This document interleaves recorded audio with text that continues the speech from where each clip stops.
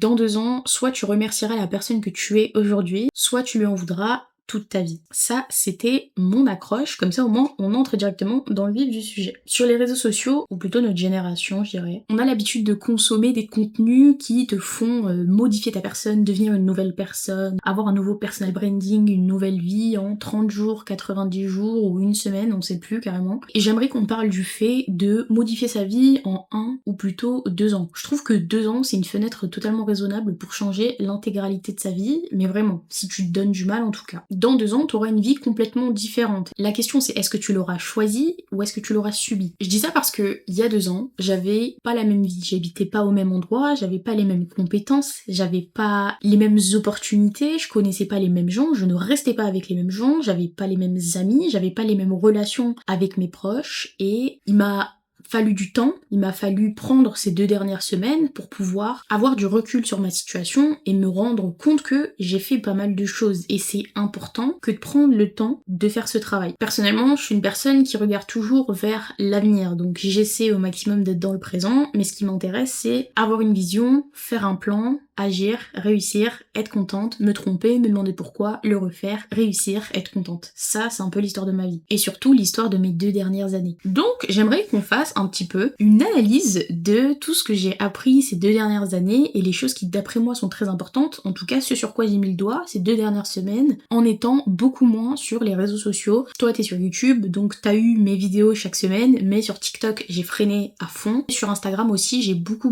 freiné parce que je me suis posé la question du rythme qui me convenait le mieux et puis surtout j'ai de nouveaux projets, ça prend du temps et c'est pas des choses qu'on peut montrer sur les réseaux sociaux donc les gens comprennent pas et ils pensent qu'on a juste disparu. On ne disparaît pas comme ça. Sachez que en tout cas, personnellement, si tu me vois plus sur tes écrans, c'est que je suis en train de faire des choses dans la vraie vie et que tu vas pas tarder à vraiment beaucoup me voir. Donc la première chose dont j'ai envie de parler, c'est le syndrome de l'imposteur. Le syndrome de l'imposteur, pour ceux qui ne connaîtraient pas, c'est le fait de penser qu'on n'est pas légitime à quelque chose, de penser qu'on n'a rien à faire là où on est, qu'on ne mérite pas, qu'on n'a pas les compétences et que les gens le voient. Les gens voient en fait que à un moment donné, ça va s'effondrer, le personnage ne fonctionnera plus. Par exemple, je fais des vidéos YouTube, le syndrome de l'imposteur, ça serait de se dire mais pourquoi est-ce que moi, je parle à une caméra et pourquoi les gens m'écouteraient? C'est pas ma place, j'ai pas l'habitude de parler à une caméra, je suis pas présentatrice télé, j'ai pas fait d'études, puis j'ai rien d'intéressant à dire, j'ai pas d'expérience, je suis trop jeune. Ça c'est le syndrome de l'imposteur. Tu pars du principe que t'as pas ta place là où t'es. Eh bien, je pense que l'une des choses les plus importantes dans ta vie, surtout si t'es une meuf, parce que je trouve que les hommes l'ont beaucoup moins, ça va être de partir du principe que tu es entitled. En anglais, je trouve que le mot non seulement sonne bien, mais en plus représente vraiment bien ce que j'essaie de te faire comprendre. C'est le fait de penser que tu as un droit à quelque chose. Penser que lorsque tu démarres une nouvelle activité, un nouveau hobby, c'est ton droit et que tu as absolument toutes les raisons de le faire. Par exemple, tu veux te lancer sur les réseaux sociaux, mais tu te dis qu'est-ce que je vais raconter? Et pourquoi est-ce que les gens m'écouteraient? J'ai rien à faire ici. J'ai pas d'expertise, je sais rien du tout, je viens de débarquer. Pourquoi est-ce que j'aurais confiance en moi? Pars du principe que tu as tous les droits. Fais comme si vraiment c'était totalement logique, totalement normal, que t'avais la science infuse. Et là, pour une fois, je vais pas mettre de nuances et je vais te dire de juste le faire. Il y a beaucoup de gens, pour pas dire presque toute la population, qui ont réellement souci avec ça. Surtout dans ce magnifique pays qui est la France, il y a une espèce de relation toxique avec l'arrogance. Les gens aiment bien quand t'as quand même un peu confiance en toi, mais ils aiment pas non plus quand tu le dis, parce que c'est problématique, ça les met mal à l'aise. Le truc, c'est que la légitimité, ça vient après l'action, ça la précède pas. Le seul moyen de te sentir un jour légitime et d'arrêter de te sentir comme un imposteur ou une impostrice, c'est de faire les choses. Tu vas faire, tu vas apprendre, tu vas t'améliorer. Et il y a un moment où tu auras un niveau tel que la question tu te la poseras même plus. Tu seras là en mode c'est pas à moi que tu vas faire des remarques, je sais très bien ce que je fais. Pourquoi? Parce que je l'ai déjà fait. Et c'est comme ça qu'on construit la confiance en soi, parce qu'on a des preuves. Maintenant, j'aimerais revenir sur le fait que tous les gens que t'admires aujourd'hui ont été super gênants et incompétents quand ils ont commencé. Peut-être que t'es super jeune et que t'admires des influenceurs. Peut-être que t'es plus âgé et que t'admires des chefs d'entreprise ou des politiciens, même si j'ai quand même un doute là ces derniers temps. Mais peut-être que t'admires des gens qui ont fait des choses incroyables, sauf que t'étais pas forcément là à leur début, ou alors t'étais pas dans les backstage, t'étais pas dans les coulisses coulisses, tu voyais pas ce qui se passait, tu sais pas comment est-ce qu'il se sentait. Il y a énormément d'artistes et de personnes voilà connues qui ont fait de grandes choses, qui parlent de l'alter ego parce que l'alter ego c'est quelque chose qui te dissocie de la personne que tu es et ça te permet de te convaincre que tu as la légitimité de faire une chose. Si tu veux lancer une compagnie de chaussettes, pourquoi j'ai parlé de chaussettes, je sais pas. Si tu veux lancer une compagnie de vêtements, tu vas te dire oui mais je sais pas designer et puis j'ai jamais lancé d'entreprise, mais j'y connais rien,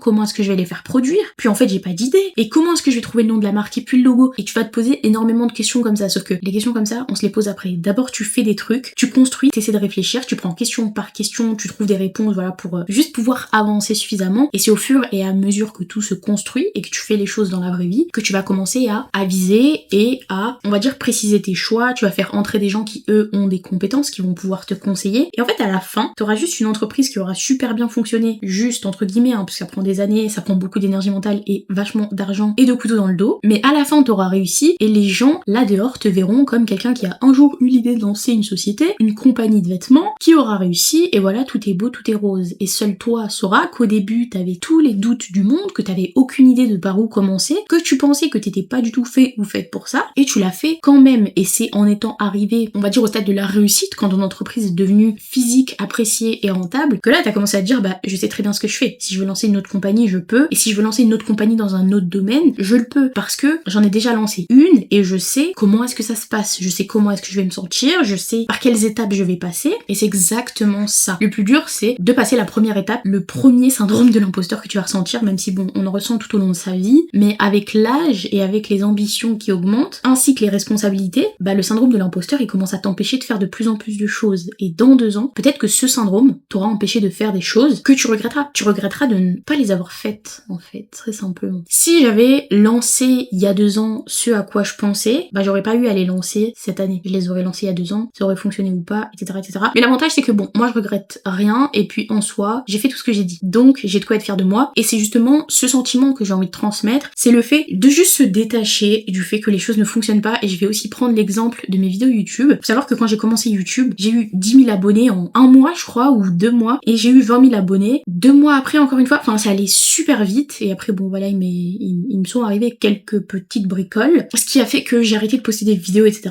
Et maintenant j'ai beaucoup plus d'abonnés que quand j'ai commencé, pourtant je fais beaucoup moins de vues, je grossis bien moins. Et ça, psychologiquement, c'est dur quand t'as déjà vécu un momentum super important, quand tu sais ce que ça fait que de percer entre guillemets. Bon, j'ai pas encore vraiment percé au sens wouh du terme. Comment est-ce que je fais pour tenir face au fait que les résultats ne suivent pas le travail que je mets, le travail que j'ai investi? Je me dis juste que si je ne lâche pas l'affaire, ça va fonctionner parce que j'y mets du mien et que c'est comme ça. En fait, il faut juste que vraiment tu te convaincs que ça va marcher. Et le seul moyen que ça marche, c'est que t'arrêtes pas. Voilà. Moi, je pars du principe que je vais percer, je vais faire partie des gens les plus connus de France, et c'est juste pas mon moment. C'est juste pas mon moment, mais ça arrive. Et en fait, c'est le syndrome de l'imposteur que j'ai pris là. J'ai mis dans ma main, je l'ai écrasé, et je l'ai jeté, et je l'ai plus jamais regardé parce que ça ne me concerne pas. Donc tu peux juste le prendre, le mettre dans une boîte, la fermer et la balancer jusqu'au fin fond de je sais pas où. C'est toi qui vois quelle technique t'as envie d'utiliser. Mais le syndrome de l'imposteur ne te mènera nulle part, particulièrement si tu es une fille. Ça ne doit pas exister dans ta tête. Tu mérites tout ce que tu veux. La seule chose que ça va te coûter, c'est le fait de prioriser les choses, le fait de sacrifier. Tu vois, si tu veux plein de trucs difficiles, va falloir que tu mettes toutes les choses faciles de côté. Aussi en matière de temps, etc. Voilà, le fait de pas savoir par où commencer, ça va te demander beaucoup de réflexion, beaucoup de temps. C'est pas facile non plus. Beaucoup de doutes aussi. Même moi, à mon stade, j'ai encore des doutes. Pourquoi? Parce que jusqu'à la fin de ta vie, t'auras des doutes. Tu peux être aussi fort que tu veux, tu peux être aussi célèbre, aussi riche, aussi beau, aussi tout ce que tu veux. Même les personnes les plus successful qu'on connaît sont des humains.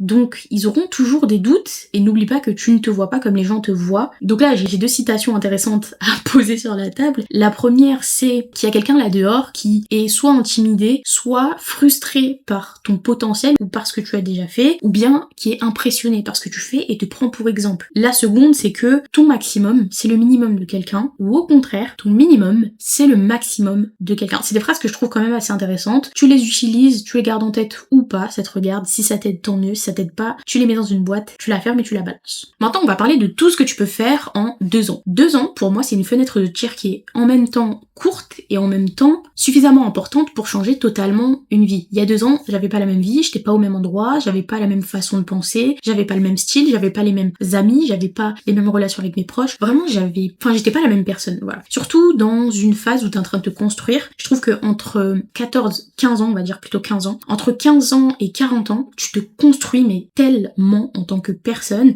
et 2 ans, ça peut vraiment fixer la direction dans laquelle tu pars pendant les 10 prochaines années. Donc, si tu commences à faire du sport aujourd'hui, dans 2 ans, t'as un corps totalement différent. Si tu commences une relation aujourd'hui, si t'as encore la relation dans 2 ans, vous avez une relation totalement différente et peut-être beaucoup plus sérieuse, et peut-être qu'il s'est passé aussi pas mal de choses. Je connais des gens qui, au bout de 6 mois, se sont mariés, au bout d'1 an et demi, avaient un bébé. Voilà, en 2 ans, il peut se passer énormément de choses et tu sais jamais vraiment. En 2 ans, tu peux avoir l'idée de lancer une compagnie et le fait de la voir réussir, si tu t'y mets vraiment. En 2 ans, tu peux décider de partir dans un autre pays et te construire une nouvelle vie là-bas et être totalement intégré à la culture, aux gens, etc. En 2 ans, tu peux faire beaucoup de choses. Tu peux commencer des études et être diplômé. Tu peux faire tellement de choses. Et c'est pour ça que peut-être que là tout de suite, t'es un petit peu perdu. Peut-être que là tout de suite, t'as énormément de doutes. Tu te questionnes, tu te dis c'est pas ce que je vais faire. Mais ce que je te demande, c'est de prendre un papier, d'écrire dans 2 ans, 2 points, et faire plein de tirets où tu mets tout ce que tu aimerais avoir, tout ce que tu aimerais être, tout ce que tu aimerais changer, tu les notes pour pouvoir faire face à tes vrais objectifs, à ce que tu as envie d'avoir dans la vie, à ce qui te fait envie. Et tu verras que en 2 ans, ça fait quand même 8 trimestres, ce qui est quand même assez long, on va dire. Tu peux faire beaucoup de choses et t'attaques trimestre par trimestre. Donc Q1, je peux faire ça, Q2, je peux faire ça, Q3, Q4. Voilà, première année, boum, bouclé, j'aimerais avoir fait tout ça. Ensuite, la deuxième année, Q1, Q2, Q3, Q4, et tu verras qu'au bout de ces 8 trimestres, t'auras fait énormément de choses parce que t'auras été intentionnel dans ces moments-là. Personnellement, dans 2 ans, je peux te garantir que j'aurai pas la même vie qu'aujourd'hui. Genre, c'est sûr et c'est absolument certain parce que je l'ai tellement imaginé, je l'ai tellement planifié,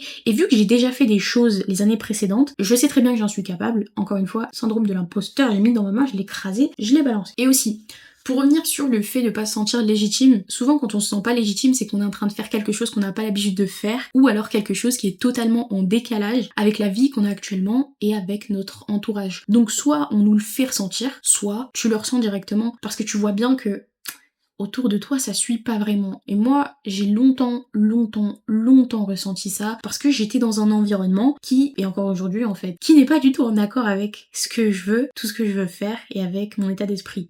Le truc c'est que tu deviens ce que tu veux et ensuite tu l'obtiens, pas l'inverse. Maintenant on va parler du fait de normaliser le fait d'être complètement KO, le fait de normaliser le fait d'être fatigué et d'être pas bien et de se poser plein de questions, particulièrement quand t'as entre 15 et 30 ans. Vraiment c'est normal en fait. Et j'ai fait un TikTok sur ça pour le rappeler aux gens parce que j'avais oublié aussi. Dans ma tête tout devait être parfait, tout devait être beau, je devais être motivée constamment, sauf que c'est pas ça la vie. Et même après 30 ans, hein, voilà, je conçois qu'on puisse être... Enfin je sais pas en fait, vu que j'en suis loin, je peux pas parler pour ça, mais vu que mes cousins, mes cousines et les gens que je connais ont tous entre 15 et 30 ans, au moins là, je sais de quoi je parle. C'est normal d'être perdu, c'est normal d'avoir des doutes, c'est normal de vouloir ralentir. Je vais pas encourager le fait que tu ralentisses, que tu prennes une pause ou que t'abandonnes, c'est même pas dans l'équation, mais il faut que tu normalises et que tu ne te sentes pas coupable du fait d'être fatigué. Voilà, c'est quelque chose qui est totalement normal parce que tu te bats pour avoir quelque chose qu'on ne t'a pas donné dans la vie. Quand tu viens pas d'un milieu où on a normalisé la réussite, où on t'a pas éduqué en te disant que tu étais capable de tout faire et que tout était possible et que carrément il y a une opposition, que ce soit ton entourage ou ton environnement, tu sens que en fait ça n'a rien à voir et tu te bats constamment pour pouvoir garder ta vision en vie et tu te bats tous les jours pour les choses les plus simples comme exemple t'es étudiant, payer ton loyer, payer ta nourriture et t'es là, tu dis mais comment est-ce que je vais faire pour lancer une entreprise et comment je vais faire pour me lancer sur les réseaux sociaux et comment je vais faire pour trouver une compétence qui va faire que je vais gagner plus d'argent, mais j'ai pas le temps, moi je dois m'occuper de ma mère, je dois virer de l'argent à mes parents, je dois aider mes petits frères et mes petites sœurs, c'est normal, d'accord? Il faut vraiment, pour moi, se détacher de l'âge aussi. Déjà, se détacher des réseaux sociaux. Vraiment, parenthèse très importante, lâchez vos téléphones. Lâchez vos téléphones. Mes vidéos, moi, je trouve qu'elles sont bien. D'accord? Je vous encourage vraiment à les regarder. Mais lâchez vos téléphones. Genre, si tu fais pas d'argent avec les réseaux sociaux, si tu fais pas d'argent avec les appareils électroniques, s'il vous plaît, vraiment, lâchez. Parce que moi, si je faisais pas des sous avec, j'aurais lâché. Et il y a un moment dans ma vie où je vais les lâcher parce que j'aurai suffisamment d'argent pour engager des gens qui seront dessus pour moi, à ma place. Mais lâchez ça parce que c'est ce qui vous fait perdre le plus de temps. Tu passes ta journée sur ton téléphone au lieu de passer ta journée à aller vivre des aventures, à aller rencontrer des gens, à aller voir de nouveaux paysages, à apprendre des choses. Prends un livre, ouvre-le, c'est chiant, je sais, mais avec le temps tu vas t'habituer. On met 66 jours à vraiment intégrer une habitude, de sorte à ce qu'elle devienne à peu près automatique et qu'elle arrête d'être chiante. Si t'arrives à tenir 66 jours, ce sera plus chiant, ce sera normal. Bref, tout ça pour dire que je sais même plus de quoi je parlais en fait. Je ne sais plus de quoi je parlais. Voilà, c'est ça de partir en freestyle. Oui, donc t'es en opposition avec ton entourage et ça va être très dur parce que tu vas avoir plein de choses à gérer en même temps que le fait d'avoir une meilleure vie. Prends les choses step by step. Essaie de stabiliser ta situation au maximum. Essaie de te sentir sentir un peu bien. Et si vraiment t'es déter, essaie en parallèle de te concentrer sur un seul truc qui pourrait totalement changer ta situation. Que ce soit le fait d'apprendre certaines compétences qui feraient que t'aies un meilleur job, que t'aies de meilleures opportunités, le fait de te concentrer sur, je sais pas, une opportunité professionnelle à côté de tes études pour pouvoir faire plus de sous, le fait de réemménager chez tes parents parce que bon ça va, c'était pas si grave et ça te permettra d'économiser des sous pour aller investir pour acheter un appartement, je sais pas. Chacun sa situation, mais en fait, essaie de te concentrer sur un truc qui pourrait quand même aider vachement tout ton écosystème. C'est pour ça que je dis qu'il faut voir sur le long terme. Bon, pour moi 2 ans c'est du court terme, mais il faut voir sur plusieurs années pour pouvoir faire un plan qui a du sens. Trimestre 1, trouver un job. Trimestre 2, trouver une source de revenus complémentaire. Trimestre 3, trouver un logement un peu mieux. Enfin, je sais pas, genre, c'est toi qui vois, mais pour que au bout des 2 années, t'aies ton objectif final qui soit atteint. Avoir une vie plus chill. Tu vois, peut-être que la première année, tu te concentres sur te stabiliser, et la deuxième, sur construire quelque chose pour avoir une meilleure vie. Voilà, après, évidemment, chacun fonctionne comme il veut. Moi, quand je l'ai pas stabilisé, je me concentrais quand même sur le fait d'avoir une meilleure vie, mais c'est quelque chose qui coûte énormément en matière de sacrifice. Voilà, par rapport à tes relations avec les gens, psychologiquement ça demande beaucoup, faut être une personne sacrément obsessive et puis surtout faut pas douter de soi. J'ai la chance entre guillemets parce que bon, je me suis obstinée pendant 3 ans pour en arriver à ce genre d'état d'esprit, mais personnellement je doute pas de moi. Je peux douter de tout, vraiment je peux même douter du fait que la Terre soit ronde, premier degré, mais je douterai pas de moi. C'est la seule chose dont je ne douterai absolument jamais. Voilà, je serai morte avant de douter de moi, qu'on soit clair. Donc ça, c'est quelque chose que tout le monde n'a pas, parce qu'on n'a pas tous grandi pareil, on n'a pas tous les mêmes tempéraments, on n'a pas tous... Je sais pas.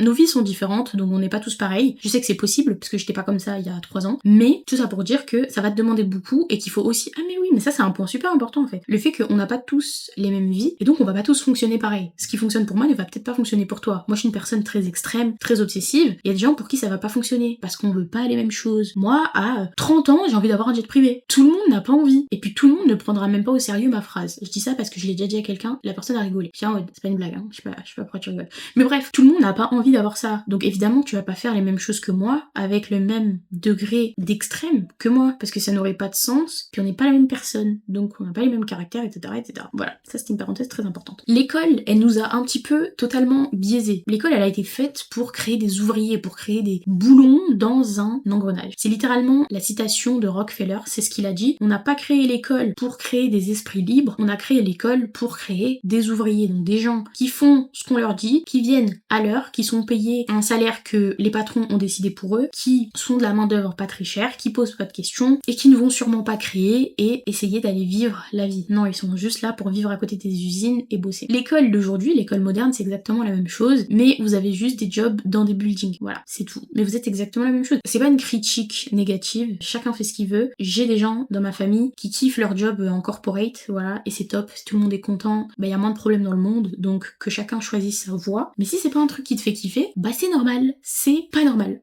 en fait, comme façon de vivre. Si t'as envie de plus de choses, là dehors, y a ce qu'il te faut. Mais c'est pas facile du tout, genre du tout. Et l'école, ça t'apprend à recracher ce qu'on a décidé de t'apprendre dans la forme qu'on a décidé qu'il fallait que tu le recraches. Je peux prendre la fac de droit comme exemple, on te donne des infos, tu vas pas plus loin que les infos qu'on t'a données et tu utilises le cadre de la méthodologie qu'on t'a donnée. Si tu ne suis pas la méthodologie, tu n'as même pas 10. Donc on t'apprend littéralement à avaler des infos, à choisir les plus importantes en fonction du prof et à utiliser une méthode qui lui convient et non pas à te laisser réfléchir par toi-même. Voilà. En partant de là, en partant de ce postulat, qu'est-ce que tu... Évidemment que tu ne sais pas, évidemment que tu n'as pas l'habitude d'être confronté à l'échec, aux erreurs et à l'entrepreneuriat. Parce que l'entrepreneuriat, c'est pas juste les mecs qui vendent leur formation sur TikTok. L'entrepreneuriat, c'est le fait d'entreprendre quelque chose. C'est toi qui réfléchis à comment tu vas te lancer, ce que tu vas lancer et jusqu'à où ça doit aller. C'est toi qui crée la vision, elle n'existe pas, elle est dans ta tête. Si tu prends Nike, Nike ça n'existait pas. C'est quelqu'un qui s'est réveillé un matin qui s'est dit tiens, et si je créais Nike? Tout a été créé à partir de l'imagination de quelqu'un. C'est pas quelque chose qu'on lui a donné, on lui a dit tiens, fais Nike. T'as toutes les informations, on a le logo, on a les designs, on a combien de temps ça va mettre. Non, pas du tout. Et c'est ça l'entrepreneuriat. Et même construire la personne que tu veux devenir, c'est de l'entrepreneuriat. T'entreprends la construction de ta personne. Et ça va passer par la destruction de qui t'étais. Ce qui est vraiment important, et je trouve que c'est cool parce que notre génération, j'ai l'impression qu'elle se réveille un petit peu. Et ça fait plaisir de voir ça, ça fait plaisir de voir que on va peut-être pas avoir les mêmes vies que nos parents. Et puis quand je dis ça, c'est un euphémisme, on va pas avoir les mêmes vies que nos parents, clairement. Ce qui est quand même un peu triste dans un sens parce qu'ils méritaient mieux. Mais en 2 ans, tu peux faire énormément de choses chose, il faut juste que tu le vois sur du coup ce long terme entre guillemets, parce que tu vas pouvoir créer des étapes de sorte à faire une boule de neige, donc un effet cumulé, pour arriver à la vie que tu veux. Alors c'est pas facile et je te conseille d'imaginer que ça va prendre plus de temps que ce à quoi tu t'attends. Par exemple, si tu te lances sur les réseaux sociaux, t'as envie de percer en 1 an, fais ton maximum pour percer en 1 an. Vraiment, fais ton maximum, il faut que tu te convainques que c'est possible, mais pars du principe que ça va sûrement en prendre 3. Pars pas du principe que ça va en prendre 3 dans le sens soit plus lente, poste moins, etc. hein. Ah non, on a dit en 1 an. Mais accepte l'idée que ça peut prendre plus d'1 an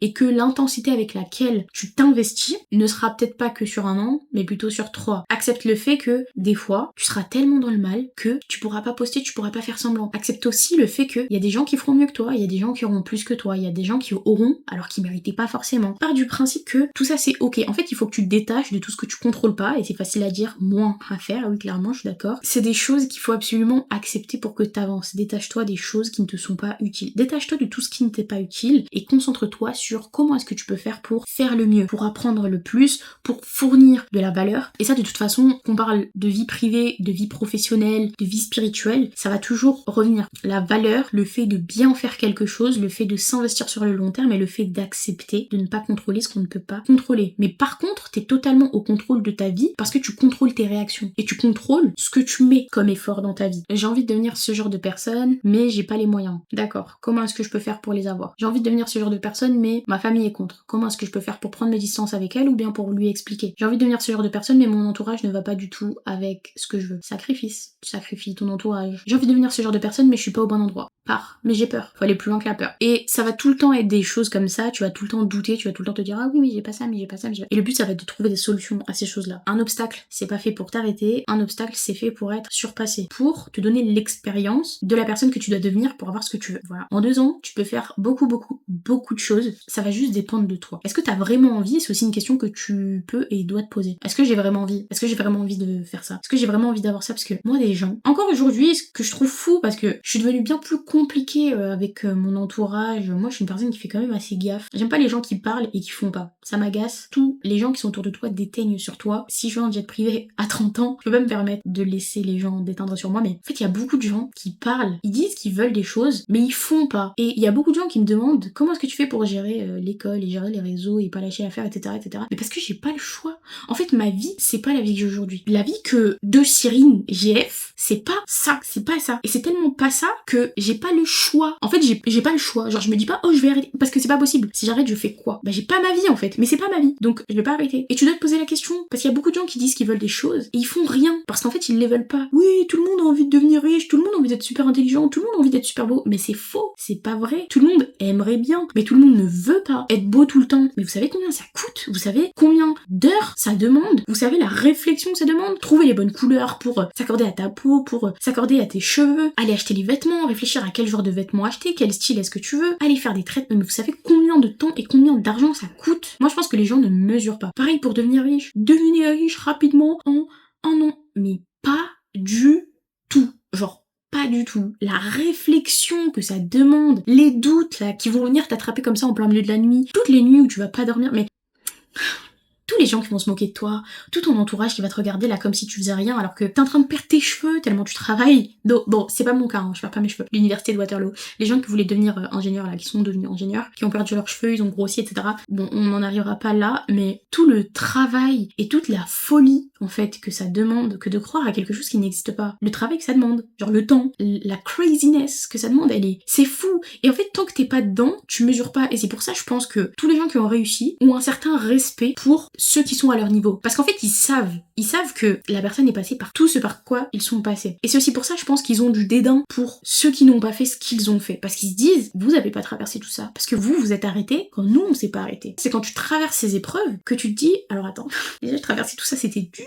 Mais là, tu vas me dire que pour atteindre le niveau de ce mec ou cette meuf, va falloir que j'endure encore plus que ce que j'ai enduré là maintenant. Et il y a que quand t'es dedans que tu comprends, c'est pour ça que les gens aiment trop critiquer ceux qui ont réussi, peu importe le domaine et ce que ça veut dire la réussite, etc. Les gens aiment trop critiquer. Ils sont pas passés par les épreuves, du coup ils sont là en mode oh, ça s'est passé d'un coup, ils ont eu de la chance. La chance, ça existe pas. La chance, à des niveaux, ça n'existe plus. C'est pas de la chance. Genre devenir milliardaire, il y a beaucoup de gens qui disent que c'est de la chance. Genre en mode t'as ouvert une société, t'as fait fortune. Non, t'as sûrement planté des couteaux dans le dos des gens. T'as sûrement usé de beaucoup d'intelligence. T'as sûrement payé beaucoup de gens, beaucoup d'équipes pour t'aider. Et dans la vie, C'est ça pour tout. Si tu veux avoir un niveau qui est au-dessus de la moyenne elle est pas moyenne pour rien. C'est pour une raison. C'est parce que c'est là où presque tout le monde s'arrête. Si tu veux être au-dessus, ça va te demander des sacrifices. Des vrais sacrifices. S-A-C-R-I-F-I-C-E-S. Sacrifices. Enfin, je sais même pas comment l'expliquer là, je suis fatiguée. Mais bref. Tout est atteignable, mais ça va te coûter. Ça va vraiment te coûter. Moi, je veux pas te vendre de rêve, hein. Je t'en vends pas du tout même, parce que j'y suis même pas. Et si tu savais tout ce que j'ai traversé là déjà, psychologiquement, physiquement, mentalement, les gens autour de toi, l'argent, enfin... Genre... Et je suis même pas au début. Et en 2 ans, si tu t'avoues tout ça, si t'acceptes tout ça, et que tu dis ok, je veux, syndrome de l'imposteur, out. Les gens qui me freinent, out. Et ça va te faire mal, hein, parce qu'il y a des gens, t'auras pas envie de t'avouer le fait qu'ils te freinent. Parce que tu te dis, ah, mais ils m'ont rien fait. Ouais, mais ils te freinent quand même. Voilà, c'est tout ça. Il y a tellement de choses qu'il va falloir que tu stoppes quoi, que tu cut et que tu dises je veux vraiment ce que je veux. Et si tu le veux pas, c'est ok, mais avoue-le, tu vois. Arrête de dire je veux alors que tu veux pas. Parce que peut-être que dans ton entourage, il y a quelqu'un qui pense comme moi, et peut-être que tu fais partie des gens qui disent qu'ils veulent un truc alors qu'ils le veulent pas, et que la personne en face elle est en train de se dire donc c'est le genre de personne que je dois out de ma vie, parce qu'en fait elle dit qu'elle veut des trucs mais elle fait rien derrière. C'est un peu comme ces potes à qui tu donnes des conseils, parce qu'ils viennent tout le temps te raconter leurs problèmes, et en fait ils font jamais rien, et ils reviennent toujours à toi te raconter le même problème. Tu reprends ton temps pour les conseiller, ils disent ok, ils vont refaire la même erreur, et ils reviennent, enfin tu vois ces boucles. Bah quand tu veux réussir dans la vie, tu vas avoir des gens comme ça entre guillemets, bon ce sera pas des conseils et tout, mais ce sera plus des gens qui vont dire qu'ils veulent des trucs, tu vas penser que vous êtes alignés pareil, en fait vous l'êtes pas, vous l'êtes juste pas, et t'es juste en train de perdre ton temps et de perdre ton énergie à te concentrer sur quelqu'un que tu penses comme toi, alors que vous l'êtes pas. Bon après, ça c'est un débat plutôt personnel, mais si tu veux atteindre des sphères qui sont très très hautes, rends-toi à l'évidence, s'il y a peu de gens en haut, bah c'est pas pour rien. C'est pas parce que une espèce d'omerta où les gens cachent des secrets magiques, non c'est juste parce que la plupart des gens ont la flemme et mesurent pas l'étendue des efforts que ça demande. En 2 ans tu peux totalement changer ta vie sans devenir Bill Gates, tu peux quand même changer ta vie, tu peux changer des choses simples qui en réalité changent totalement ton identité et donc changent totalement ta personne. 2 ans, pour moi c'est une fenêtre raisonnable pour renverser ta vie totalement, mais par contre ça demande beaucoup de concentration, parce que 2 ans, bon c'est long, une journée ça passe vite, donc tous les jours il va falloir que tu surveilles les choix que tu fais, et ça demande une rigueur et une discipline. En fait ça demande d'avoir envie, voilà. Et la plupart des gens l'ont pas, parce qu'ils veulent pas. Est-ce que tu fais partie de la plupart des gens? Je ne sais pas. Est-ce que c'est grave d'en faire partie? Moi j'ai pas envie, mais chacun son tempérament, chacun c'est, voilà.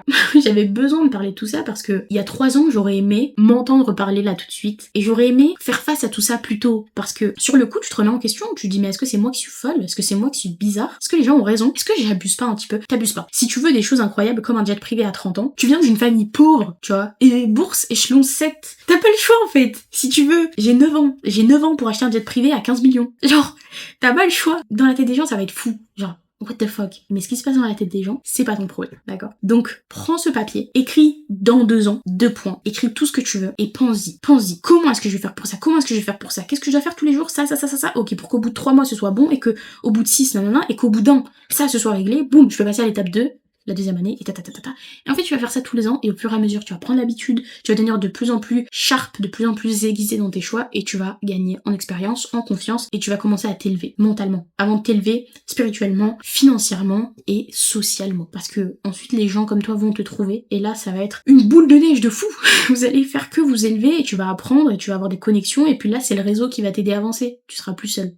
Bref. Voilà, c'était ma vidéo. J'espère que la vidéo t'aura donné un maximum de valeur, j'espère que ça t'aura réveillé.